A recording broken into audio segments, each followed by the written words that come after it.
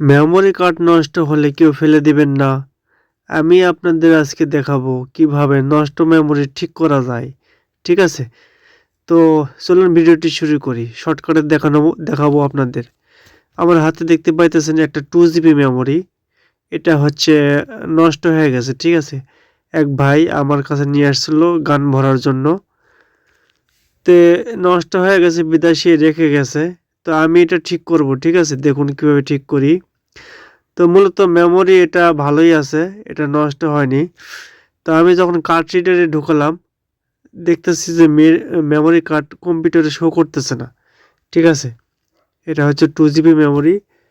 তো এটা আমি কিভাবে ঠিক করব? এই যে দেখতে পাইতেছেন যে পাত আছে, দেখতে পাইতেছেন না? এই যে হলুদ, হলুদ কত 10-15 টা পাত আছে।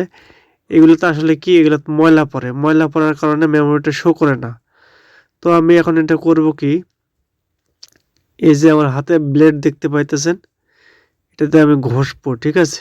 ঘষা দিয়ে এই যে পাতের উপরে যে ময়লাগুলা আছে, এই ময়লাগুলো আমি ফেলে দেব। ঠিক আছে? তো ফেলে দেওয়ার পরে মানে ময়লা যখন উঠে যাবে তখন আমি কানেক্ট করব। করার পরে দেখবো ইনশাল্লাহ হয়ে যাবে। বেশিরভাগ ক্ষেত্রে এই সমস্যা হয় যারা নিয়মিত গান লোড করেন না, অনেকদিন মেমোরি ভরে রাখেন। ঠিক আছে? তাদের এই সমস্যা হয়। তো আপনারা মেমোরি খুলে আগে দেখবেন, যদি না হয় তাহলে একটু ব্লেড দিয়ে একটু ঘষাঘষি করবেন।